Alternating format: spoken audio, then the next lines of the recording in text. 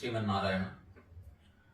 वर्तमान भारत में सनातन धर्म के नाम पर बहुत से ऐसे कथावाचक और कथित धर्माधिकारी अपनी अपनी संस्थाओं के माध्यम से, प्रचार चैनलों के माध्यम से वर्तमान और पिछली पीढ़ी में आ गए हैं, जिनको बाहर से देखने से लगता है कि ये बहुत बड़े शास्त्रज्ञ हैं, सनातन धर्म के उत्थान के लिए अथवा संरक्षण के लिए कार्य कर रहे हैं।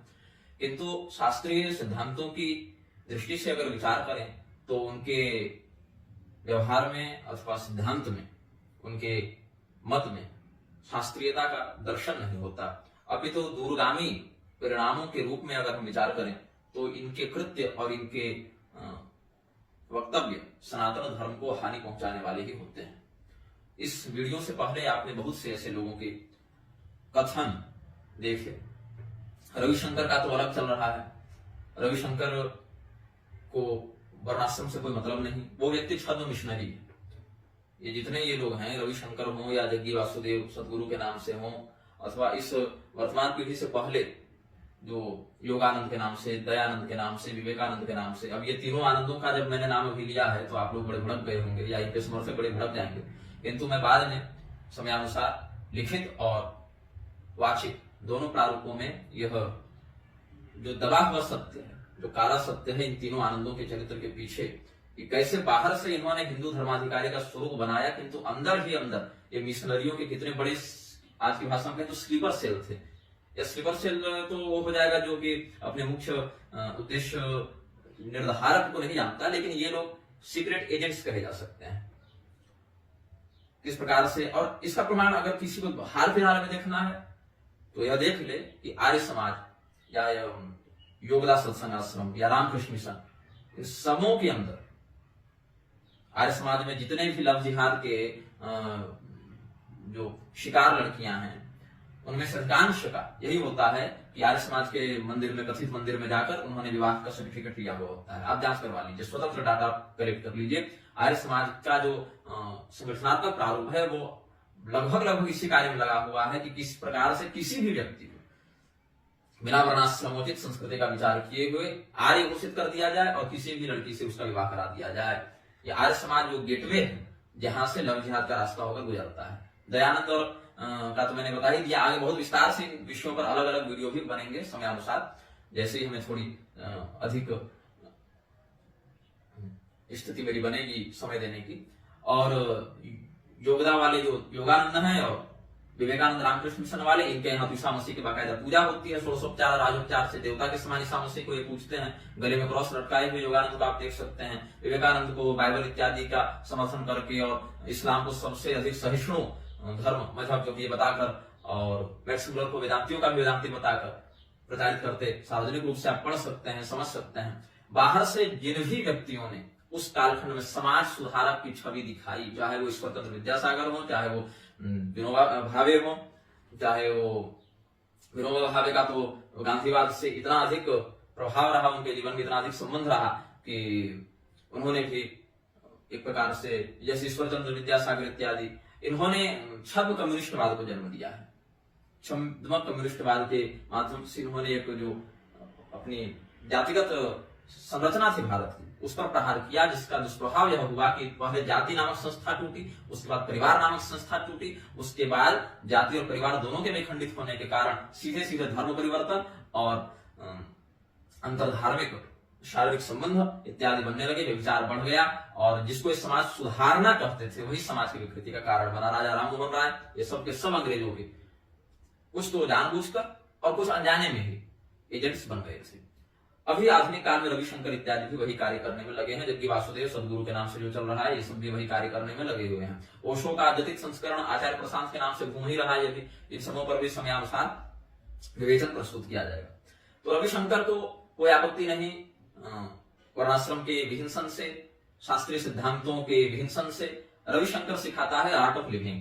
ये दरअसल आर्ट ऑफ लिविंग नहीं है, ये है दरअसल कॉन्स्पिरेसी ऑफ डिस्ट्रक्शन। ये जीने का कोई तरीका नहीं है, ऐसे सनातनी संस्कृति से तो नहीं जिया जा सकता।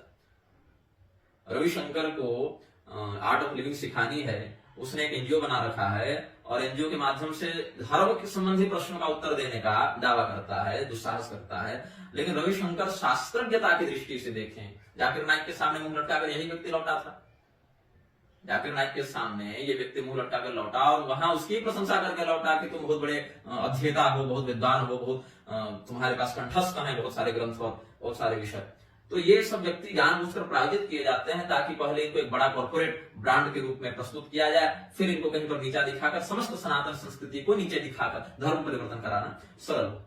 ये निर्मला देवी, मैंने जब पता किया इनके बारे में, मैं ज्यादा तो जानता नहीं था। ये तो अभी हम समझते हैं कि 8-10 वर्ष 15 वर्ष पूर्व इनका शरीर पूरा हो गया, और शरीर पूरा हो गया उससे पहले इन्होंने बहुत बवंडर मचाया। इनके बहुत से देशों में अनुयायी हैं जो इनको आदि शक्ति का पूर्णावतार घोषित करके घूम रहे हैं।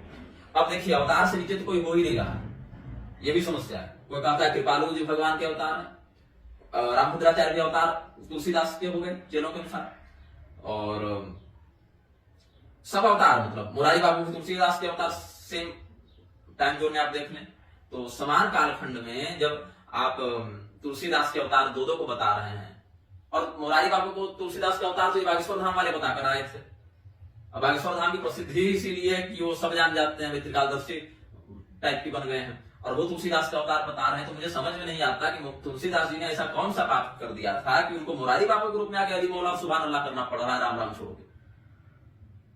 तो ये जो पहले तो गुरुओं को परम गुरु, जगत गुरु, सर्वोच्च सार्वभौम और एकमात्र सर्वज्ञ जो है हम ही सुप्रीम पॉन्टिक्स बना देना, और उसके बाद उसको देवता का अवतार घोषित कर देना। रामभद्राचार्य तो अपने मुंह से कहते हैं कि मुझे प्राकृत मनुष्य मत समझो, है। तो ये निर्मला देवी को हमने देखा, आपने इनका वीडियो देख लिया, इनको ईसा मसीह और पैगंबर और कृष्ण भगवान, दत्तात्रेय भगवान, योग मार्ग, पतंजलि, दुर्वासा में कोई अंतर ही समझ में नहीं आता। तो इनका अलग चल रहा है। अपने पैरों में स्वस्तिक बनवाकर, जैसे इंद्रदेवानंद ने बनवाया था ना पैरों में स्वस्तिक और अपना पूजन करवा रहा था, अपने पैरों में स्वस्तिक बनाकर ये महिला अपना मैं ही आदि शक्ति की पूर्णावतार हूं ऐसा करके पूजन करवाती रही जीवन भर।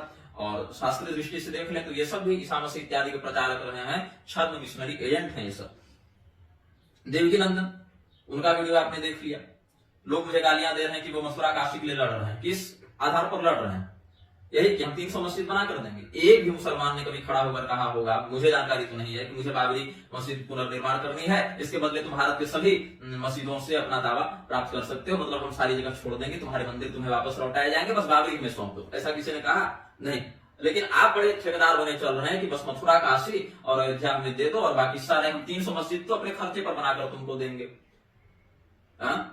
और फिर इनको कहना है कि सनातन धर्म का धर्मगुरु ऐसा कर रहा है। ऐसा सनातन धर्म का धर्मगुरु नहीं होता। ये जो बौद्धिक वर्णसंकरता का परिचायक है, बौद्धिक वर्णसंकरता से ग्रस्त व्यक्ति का परिचायक है कि वो व्यक्ति स्वयं कहेगा मस्जिद बनाकर देंगे, बदले में हमें 3 मंदिर दे दो। आप सौदेबाजी करने बैठे हैं, डीलिंग करने बैठे हैं। धर्म में सौदेबाजी इस प्रकार से नहीं होती। आप यदि सनातन धर्म के धर्मगुरु हैं तो धार्मिक सिद्धांतों पर चलिए, धर्मशास्त्रीय निष्ठा का प्रदर्शन कीजिए और राजनीतिक विषयों से दूर रहिए।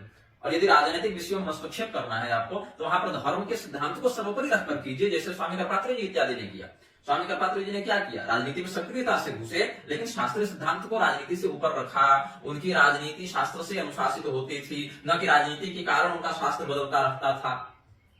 तो कुछ सीखिए। मैं राजनीति को बुरा नहीं कहता, राजनीति यदि शास्त्र के द्वारा अनुशासित होती हो तो वो तो सर्वश्रेष्ठ व्यवस्था हो गई ना फिर। लेकिन ऐसा तो करेंगे नहीं आप लोग। ये मनुश्री, अब इनके विषय में मुझे थोड़ी जांच पड़ताल करनी पड़ेगी। ये थोड़े नए कैंडिडेट आए हैं रडार पर। शास्त्र को बदलने की बात कर रहे थे तो किसी व्यक्ति ने शिकायत की मेरे पास, और फिर मैंने थोड़ा बहुत देखा तो अभी रांची भी आए थे। प्रदीप मिश्रा भी शायद रांची आने वाले हैं। और ये जो मनुश्री ब्रह्मा और सरस्वती पर बकवास कर रहे थे, तो ब्रह्मा और सरस्वती देवी पर मुझे एक लेख लिखना है, कुछ खंडों में 2-3 खंड उसके जाएंगे। कौन सी सरस्वती संध्या सरस्वती है, कौन सी सरस्वती जैसे भारतीय वाक सरस्वती, आर्या, ब्राह्मी, कामधेनु, वेद गर्भा, छत्तीश्वरी, रहस्य में जिनका वर्णन है वो कौन सी है। फिर कौन सी सरस्वती अरुंधति के रूप में प्रकट हुई है, ब्रह्मा की पुत्री कौन है, ब्रह्मा की पत्नी कौन है, ब्रह्मा की मातृवत कौन है। ये सब का पूरा शास्त्रीय प्रारूप वर्णित करके क्या घटना कैसे घटित हुई और ब्रह्मा और सरस्वती के विवाह के मध्य क्या रहस्य है, और वहां पर कैसे वो घटना आक्षेप के द्वारा व्यंग में प्रस्तुत नहीं की जा सकती, उसका पूरा रहस्य हम किसी आगामी लेख और वीडियो में व्यक्त करेंगे। शिव पुराण के आधार पर क्या है, कालिका पुराण के आधार पर क्या है, मत्स्य पुराण के आधार पर क्या है, स्कंद पुराण के आधार पर क्या है, श्रीमद् भागवत के आधार पर क्या है, ये सब हम बहुत विस्तार से बढ़िया से लिखित रूप में भी और वाचिक रूप में भी आप सबों के समक्ष प्रस्तुत करेंगे। अब कृपालु जी महाराज पर जब हम चर्चा करते हैं, कृपालु जी को जगत गुरु किसने बनाया? लोग बताते हैं, काशी विद्वत परिषद ने बताया, अभी ये महानुभाव भी धरती पर है नहीं। अब कृपालु जी को बनाया तो क्या बनाया? जगत गुरु पंचम जगत गुरु बनाया। अब ऐसे जगत गुरु की क्या परिभाषा है? कौन सा व्यक्ति जगत गुरु बनता है? क्या प्रस्थांतरी पर भाष्य लिखने वाला बनता है? क्या वह व्यक्ति गृहस्थ होना चाहिए? क्या सन्यासी होना चाहिए? सन्यासी में भी क्या वह दंड धारण किया हुआ सन्यासी होना चाहिए या त्यागात्मक अदंड संन्यास भी वह ले सकता है? ये सब विषय बहुत विस्तार से हम अलग से लिखेंगे या कभी बताएंगे। संक्षेप रूप में हम जगत गुरु किसे कहते हैं इस विषय पर एक वीडियो वक्तव्य आज से 5-6 महीने पूर्व ही जारी कर चुके थे, आप उसको भी देख सकते हैं। तो यदि काशी विद्वत परिषद ने, हालांकि काशी विद्वत परिषद के भी अब 2-3 प्रभाग हो गए हैं, 2-3 यूनिट बन गई हैं, लेकिन जिस समय कृपालु जी को जगत गुरु ये लोग बनाए थे, हालांकि बाद में मुझे कहीं कहीं पढ़ने को मिला कि काशी विद्वत परिषद ने बाद में इस बात से मना किया कि हमने उन्हें कभी जगत गुरु नहीं बनाया।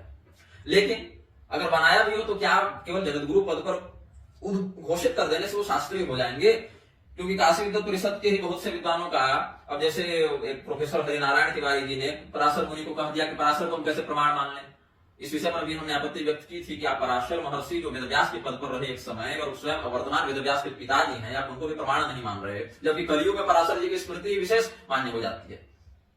मनु इत्यादि के सिद्धांतों की अपेक्षा कलियुग में पराशर स्मृति का वचन अधिक व्यवहार योग्य बताया गया है, तो आप उनको प्रमाण नहीं मान रहे। पराशर जी के द्वारा कहे गए विष्णु पुराण और पराशर संहिता को भी आप प्रमाण पद से नहीं मानेंगे, तो आपके लिए तो शास्त्र ही अप्रमाण हो गए। और इधर रमाकांत पांडे जी जो प्रोफेसर साहब है, उन्होंने विष्णु शब्द पर अविश्वासांक से कर इत्यादि का जो विष्णु भगवान की निंदा पर जो वक्तव्य आया था, तो काशी विद्वत परिषद के विद्वानों का तो इस प्रकार से प्रमाद शास्त्रीय दृष्टि में बार बार देखने को मिल रहा है, जो हमारे दृष्टि में दुर्भाग्यपूर्ण है। स्वामी नारायण वालों को इन्होंने मान्यता दे रखी थी, मैक्स मूलर को मोक्ष मूलर बता के ऋषि घोषित करवा रहे थे, किसी को ब्रह्मर्षि बना दे रहे थे, किसी को राजर्षि बना दे रहे थे, उपाधियां बांटे चल रहे हैं, तो कृपालु जी को जगत गुरु बना दिया, तो इसमें कोई बड़ी बात नहीं। अब क्या है कि किसने कितने शास्त्र पढ़े और कितनी बातों को स्मरण रखा, ये तो अलग विषय है। मैं ग्रंथ में देख कर बताऊं या उसी ग्रंथ का चित्र मोबाइल में खींच कर मोबाइल देखकर बताऊं या उसी श्लोक को याद करके बिना देखे बताऊं, लेकिन श्लोक और सिद्धांत तो वही रहेगा। अब श्लोक और सिद्धांत अगर मैं ग्रंथ देखकर बताऊं तो अलग हो जाएगा, और याद करके बताऊं तो अलग हो जाएगा, और उसी का चित्र मोबाइल में लेकर अगर मैं देखकर बताऊं तो कुछ और अलग हो जाएगा। ऐसा तो नहीं है, श्लोक और सिद्धांत तो बदलेगा नहीं, या मेरे मुख से निकलने पर वो प्रामाणिक हो जाएगा और किसी अन्य आचार्य के मुख से निकलकर अप्रामाणिक हो जाएगा, ऐसा भी नहीं है। तो लोग कहते हैं कि कृपालु जी को बहुत से शास्त्र कंठगत थे, एकदम सीधे सीधे बताते थे, अमुक ग्रंथ इतना अध्याय इतना श्लोक ये देख लो। अगर हम एक डायरी बना लें, 1,500-2 हजार श्लोक लिख लें, तो 1,500-2 हजार श्लोक याद करना कोई बड़ी बात नहीं है। 5-10 हजार तो ऐसे हम लोग को ही याद रखते हैं, जो भी शास्त्र का निरंतर अध्ययता रहता है। गीता याद ही है, सप्तशती याद ही है, रुद्री के लगभग मंत्र याद ही रखते हैं, और भागवत महापुराण, पद्म पुराण, महाभारत, वाल्मीकि रामायण इत्यादि के श्लोकों का नित्य अध्ययन पारायण होना ही है, तो वो तो सुनते चलते फिरते उतना याद हो जाना है। तो कहने का मतलब है कि जो नित्य शास्त्र के अवगाहन में रत रहते हैं, ऐसे लोगों के लिए 5,000-10 हजार श्लोक याद करना कोई बड़ी बात नहीं। उसमें भी अपने प्रवचन के विषय में 1,000-2 हजार श्लोकों को बढ़िया से लिख कर उनका संदर्भ याद कर लें, और उसी को अगर हम एक सांस में 10-20-50-100 श्लोक बता दें तो लोग हमें भी सर्वज्ञ मान लेंगे। यही कृपालु जी ने किया था, और उन्होंने अपने ही ग्रंथों में कई जगह और वक्तव्यों में भी कहा है कि शंकराचार्य का सिद्धांत अशास्त्रीय था, गलत था, तो आदि गुरु को गलत बताकर बैठे हुए थे। अब चलो अगर मान लिया जाए कि दर्शन भेद से, जैसे द्वैत, अद्वैत, विशिष्टाद्वैत इत्यादि में दर्शन भेद से एक दूसरे का खंडन मंडन होता रहता है, लेकिन पंचम जगत गुरु कैसे और किस परिभाषा के आधार पर? यदि हम ऐसे अगर प्रचलित जगत गुरुओं की बात करें तो आदि शंकराचार्य जी, आदि को केवल गिने, प्रधान को, तो शंकराचार्य जी, रामानुजाचार्य जी, मध्वाचार्य जी, निम्बार्काचार्य जी, वल्लभाचार्य जी, रामानंदाचार्य जी, ऐसे तो 6 हो गए। इनको बनाया भी जाता तो 7वां बनाया जाता, 5वां तो बनाया नहीं जा सकता। ऊपर से रामभद्राचार्य को भी जगत गुरु घोषित करवा रखा है भाई लोगों ने, तो अब कौन पहले बने कौन बाद में बने ये तो जरा जांच का विषय है। लेकिन अच्छा, और दोनों को काशी विद्वत परिषद ही जगत गुरु बनाई है ऐसा भी बताया जाता है। तो अगर काशी विद्वत परिषद ने रामभद्राचार्य को जगत गुरु बनाया तो कृपालु जी के बाद या पहले बनाया होगा। अब अगर पहले बनाया होगा तो रामभद्राचार्य 4थे हो गए और कृपालु जी 5वें हो गए, लेकिन ऐसा तो है नहीं। कृपालु जी 5वें हैं तो रामभद्राचार्य को 6ठे स्थान पर रखा गया होगा, लेकिन रामानंदाचार्य, वल्लभाचार्य जी आते आते तक तो 6ठे वही लोग हो जाते हैं। तो उस स्थिति में क्या काशी युद्ध परिषद अगर पंचम जगत गुरु मानती है कृपालु जी को, तो उस स्थिति में रामानंदाचार्य जी के जगत गुरुत्व का खंडन हो जाता है। और अगर रामानंदाचार्य जी के जगत गुरुत्व का खंडन होता है तो अगस्त संहिता का वचन अप्रामाणिक मानना पड़ेगा, जहां रामानंद भगवान को जगत गुरु बताया। और अगर वहां पर अगस्त संहिता को प्रमाण मानते हैं या विश्वानर संहिता इत्यादि को प्रमाण मानते हैं, या तो जैसे रामानंद स्वयं राम प्रादुर्भूतो महितल इत्यादि को मानिएगा, तो उस स्थिति में फिर कृपालु जी का पंचम जगत गुरु तो खंडित हो जाता है। ऊपर से महानुभाव ने देश विदेश में इतने यूनिट चला रखे हैं, अब तो इनके एक प्रकार से कहते सिंडिकेट घूम रहे हैं कि जितनी मैंने गौर किया और साल 2 साल अध्ययन करने के बाद इनकी संस्थाओं के बारीकी से परीक्षण करने के बाद, और मेरी बात गलत लगे तो खुद जाकर मिला लेना कभी इनके सत्संगों में जाकर। भगवान दूर रह गए, कृपालु जी भगवान बन गए। जितनी महिला कथा वाचिका इन्होंने पैदा करके समाज को भ्रमित किया है, किसी दूसरे ने शायद किया, उसमें भी भगवान की ओर रहेगी पीठ और कृपालु जी की ओर रहेगा मुंह। इनके चेलों का जाकर देख लेना। और जितनी कुंवारी लड़कियां हैं उनको प्रयास करते हैं ये लोग कि अपनी संस्था में लाएं और उनको विवाह की ओर से भटकाकर मोड़कर, और मैंने देखा है तभी कह रहा हूं, उनको अपनी ओर मोड़कर और कहो कि ये सब मोह माया छोड़ के वैराग्य की ओर जाओ। और एक बार उनकी अवस्था 30-35 तक पहुंच गई और काम का विकसन नहीं हुआ तो सब के सब फिर विचार में कुछ घोषित रूप से और कुछ अघोषित रूप से मिल जाते हैं। कड़वा सत्य यही है। हमारी बात पर विश्वास नहीं तो साल 2 साल अपने घर के महिलाओं के साथ उनके सत्संग में जाकर देख लेना। ये हो रहा है। जब तक व्यक्ति पकड़ा नहीं जाता सब महात्म्य है। जब पकड़ा गया तो फिर समस्या क्या होगी, जब कोई व्यक्ति पकड़ा जाएगा तो गायत्री परिवार का भी क्या नाम था, प्रणव पांडा इत्यादि भी गए, उन पर भी अलग से आएगा। गायत्री परिवार वालों ने भी महर्षि कार्ल मार्क्स के नाम से पुस्तक छाप रखी है ना, उन्होंने कार्ल मार्क्स को महर्षि घोषित कर रखा है गायत्री परिवार वालों ने। तो जब पकड़े जाते हैं लोग तो गालियां सबको पड़ती है कि बाबा लोग तो ऐसे ही होते हैं, बाबा लोग तो अंधविश्वासी होते हैं, बाबा लोग तो यौन शोषण करते हैं। अब कोई धीरेन्द्राचार्य हैं चित्रकूट के जगत गुरु, उनका कोई चेला नरोत्तम दास किसी की पत्नी लेकर भाग गया, पत्नी भी भागने की इच्छा रखती थी, गालियां बाकी बाबा को पड़ेंगी। ये नहीं देखेगा कि तुमको असली और नकली में फर्क करना कब समझ में आएगा भाई। और हम लोग जब समझाते हैं, हम लोग जब सतर्क करते हैं तो गालियां हमें पड़ती हैं। तुम संत की निंदा करते हो तो तुम समाज में वैमनस्य फैलाते हो। ये अमोघ लीला प्रभु, इसका रोम वाला आप व्याख्यान सुन ही चुके होंगे। भगवान कृष्ण को सर्वोपरि सिद्ध करने के चक्कर में बाकी सभी देवताओं की निंदा करते चलता है ये व्यक्ति। अभी हाल में रामभद्राचार्य से मिलकर आया भी है, तो संगत जैसी रहेगी वैसे गुण और दोष का आदान प्रदान होता ही होता है। इस्कॉन वालों पर भी एक अलग से मेरा वक्तव्य आने वाला है समयानुसार, जहां पर भगवान श्री कृष्ण को श्रेष्ठ सिद्ध करने के लिए इन्होंने जो बाकियों को हीन दिखाया है। आप श्रेष्ठ सिद्ध करें, वो श्रेष्ठ है, सिद्ध क्या करना है? भगवान कृष्ण परात्पर ब्रह्म है, सिद्ध क्या करना है? लेकिन उनके परात्पर ब्रह्मत्व की संसिद्धि के निमित्त आप अन्य के पर ब्रह्मत्व का परतत्व का निषेध नहीं कर सकते। और यदि करना है तो स्वांश में कीजिए, न कि देवता का ही निषेध कर दीजिए। वहां अंश अंशी मानकर आपको वहां पर समन्वय करना ही पड़ेगा, अन्यथा देव हिरण के अपराधी आप बनेंगे। अभी ऐसे ही कालीचरण महाराज एक उत्पन्न हुए, शिवतांडव गाकर बड़े प्रसन्न हुए, तो लोगों को लगा यही हिंदू धर्म बचाएंगे। ऐसे ही नरसिंहानंद खड़े हुए थे तो लोगों को लगा हिंदू धर्म यही बचाएंगे। बागेश्वर धाम को लोगों ने देखा तो कहा हिंदू धर्म यही बचाएंगे। प्रदीप मिश्रा को लोगों ने देखा तो कहा कि शिव जी के प्रति लोगों को एक नई क्रांति के साथ ये जोड़ रहे हैं। जो लोग मंदिर नहीं जाते थे वो भी मंदिर जा रहे हैं, तो इसलिए यही हिंदू धर्म बचाएंगे। अरे मूर्खों, जब प्रदीप मिश्रा ने कहा कि इतना सादा सरल कार्य कर देने मात्र से तुम्हारा अमुक कार्य बन जाएगा, उस लोभ में लोग जा रहे हैं मंदिर।